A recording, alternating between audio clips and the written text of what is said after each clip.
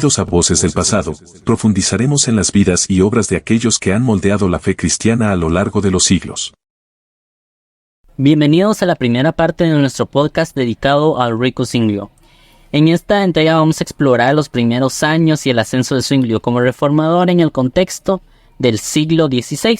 Zwinglio, quien fue una figura crucial en la Reforma Protestante, así que por favor, prepárense para sumergirse en la fascinante historia. Ahora comencemos con el contexto de dónde nació Ulrico Zwinglio. Zwinglio nació en 1484 en Wihlhaus, Suiza. Durante una época de importantes cambios en Europa, el Renacimiento estaba en pleno apogeo y el humanismo estaba influyendo en las ideas intelectuales y teológicas.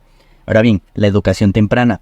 Zwinglio recibió una educación muy básica en Wihlhaus antes de ser enviado a estudiar a Basilea y posteriormente a Viena, donde tuvo contacto con el humanismo renacentista y la teología escolástica. Claro, aquí él recibió una educación sólida y luego estudió en universidades suizas y extranjeras donde fue expuesto a las corrientes humanistas y teológicas emergentes. Ya por 1498, pues él se matriculó en la Universidad de Viena, donde estudió humanidades y teología. Su exposición a las ideas humanistas influyó tanto en su perspectiva intelectual y teológica. Ahora bien, ya matriculado Zwinglio, ¿cómo fue que comenzó la carrera eclesiástica de Zwinglio? Claro, fíjate que en 1506 fue él ordenado como sacerdote y sirvió en varios lugares en Suiza. Durante este tiempo su comprensión teológica comenzó a evolucionar a medida que cuestionaba las prácticas y doctrinas tradicionales de la iglesia. Aquí comenzó su carrera eclesiástica como sacerdote en la parroquia de Claris, donde se desempeñó durante aproximadamente 10 años. Durante este tiempo pues se destacó como un predicador elocuente y ganó reconocimiento por su dedicación pastoral. Durante esos años, en Glaris obviamente, Zwinglio profundizó su estudio de las escrituras y desarrolló una comprensión muy crítica de las enseñanzas y prácticas de la iglesia. Su exposición del humanismo renacentista, valga la redundancia, lo llevó a cuestionar la autoridad de las tradiciones eclesiásticas, obviamente en comparación pues con la palabra de Dios. Aquí él ya se mostró cada vez más insatisfecho con ciertas prácticas de la Iglesia Católica, incluida la venta de indulgencias y la simonía. ¿Qué es la simonía? La simonía es compra de cargos eclesiásticos. Estas preocupaciones pues plantaron la semilla de su futura participación en la Reforma. Y quiero hacer un pequeño paréntesis. Recordemos que la venta de indulgencias venía también con Martín Lutero, ¿verdad? Martín Lutero, en esas 95 tesis, la idea principal fue la venta de indulgencias, ya que él también se sentía insatisfecho por eso. Entonces Zwinglio también se sentía insatisfecho por esta venta de indulgencias que hacía la Iglesia Católica. Oye, claro, el viaje de Zwinglio hacia la Reforma se aceleró con la peste bubónica en 1519, que lo llevó a reflexionar sobre la vida, la fe y la autoridad de las Escrituras. Ahora bien, ¿qué es la peste bubónica? La peste bubónica es una enfermedad infecciosa causada por la bacteria Yersinia pestis. Esta enfermedad ha sido responsable de devastadoras epidemias a lo largo de la historia, incluida la conocida como la peste negra, que azotó a Europa en el siglo XIV. La peste bubónica, que es causada por la Yersinia pestis, pues fue normalmente infectada a los roedores, como las ratas, y que pues ya se pudo transmitir a los humanos a través de las pulgas. Cuando se menciona que Ulrico Zwinglio experimentó el brote de esta peste, significó que vivió durante un periodo en el que esta enfermedad pues literalmente era una amenaza significativa no solo para él, sino para las poblaciones europeas. La experiencia de enfrentar una enfermedad tan devastadora pudo haber tenido un impacto muy profundo en Zwinglio y sobre todo pues su reflexión sobre la vida y la fe.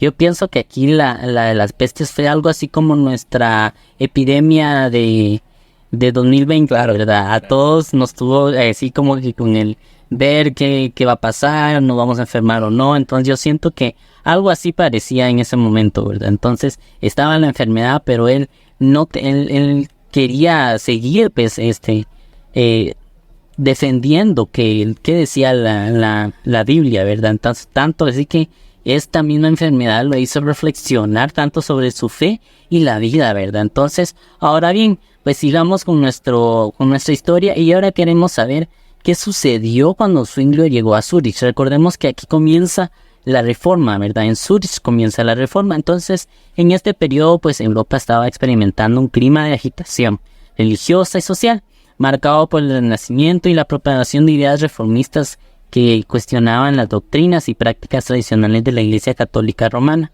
Aquí el Renacimiento estaba en pleno apogeo, promoviendo un retorno al estudio de la antigüedad clásica y una valoración de la razón y el conocimiento humano.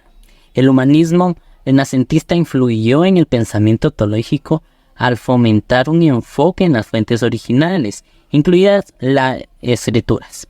Muy bien, la crítica hacia la Iglesia Católica aquí estaba en aumento, ¿verdad? Era como una bolita que empezó Martín Lutero y todos detrás de él, ¿verdad? Entonces estaba en aumento y especialmente en la relación de la corrupción clerical, ¿verdad? Recordemos la venta de indulgencias y otras prácticas controvertidas de la Iglesia Católica. Claro, y ahí ya cuando Zwinglio fue designado como sacerdote en la iglesia de Grossmünster en Zúrich, fue ahí donde ya empezó a predicar una teología más centrada en la Biblia. Esto sí, sus sermones desafiaron prácticas como el ayuno obligatorio durante la Cuaresma y atrajeron una audiencia ávida de reformas. Zwinglio abogaba por un retorno a las Escrituras como la autoridad suprema en la fe cristiana. Esto sí, desafiando las interpretaciones tradicionales de la Iglesia en favor de un enfoque más directo y contextual de los textos sagrados que nos fueron entregados.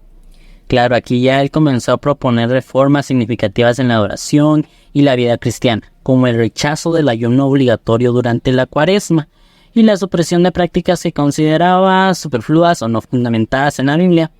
También él se involucró mucho en debates teológicos con líderes católicos y otros reformadores, discutiendo sobre temas como la naturaleza de la Eucaristía y la autoridad de las tradiciones eclesiásticas. Ahí fue donde Zwinglio ganó un creciente apoyo entre la población de Zúrich, especialmente entre la clase media y los artesanos, que claramente veían sus enseñanzas una muy buena alternativa refrescante a las prácticas religiosas tradicionalmente que tenían.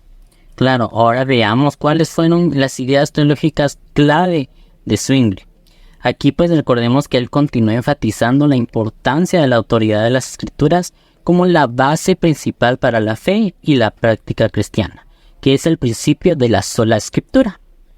También él abogó mucho por interpretaciones bíblicas directas y racionales sobre las tradiciones eclesiásticas. ¿Qué quiere decir esto? Él abogaba de que la Biblia viniera traducida tal y como estaba en latín, ¿verdad? No que alguien se inventara un libro más, una palabra más. No, él quería que esta interpretación fuera lo más directa posible. Zwinglio defendió la autoridad suprema en las Escrituras y créeme que eso se me hace muy interesante porque rechazó prácticas que no consideraba respaldadas por la Biblia, como puede ser un ejemplo la veneración de imágenes. Sus opiniones sobre la Eucaristía y otros temas teológicos provocaron debates y controversias, especialmente con Martín Lutero.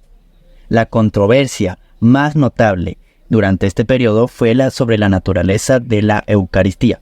Ahora bien, sostenía una posición memorialista interpretando la Cena del Señor como un acto de simbolismo de recordación, mientras que otros reformadores, ahora bien, como Martín Lutero, abogaban por la presencia real de Cristo en los elementos sacramentales.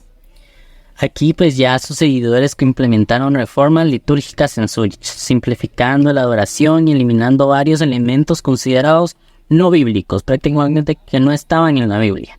Entonces también promovían una ética social basada en principios cristianos, abogando por la justicia y el cuidado de los necesitados.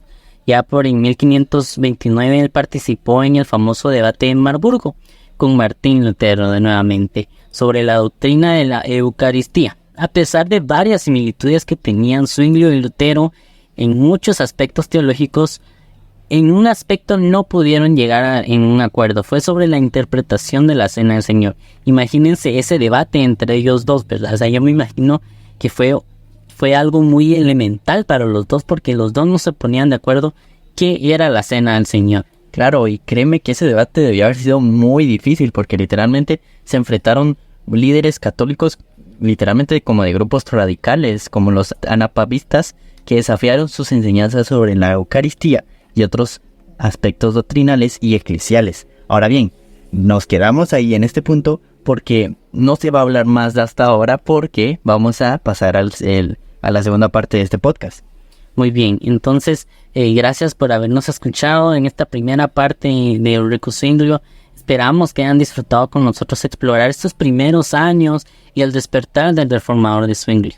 Claro, en la próxima entrega vamos a profundizarnos muy dentro en el impacto y legado de Zwinglio. Así que por favor no se pierdan de nuestro siguiente podcast. Gracias por escucharnos y recuerden sintonizarnos el próximo domingo en nuestro segmento Conociendo a mis mayores. Yo soy Isaac Villatoro Y yo soy Jotam Villatoro. y esto ha sido Voces del Pasado. Hasta luego. Chao.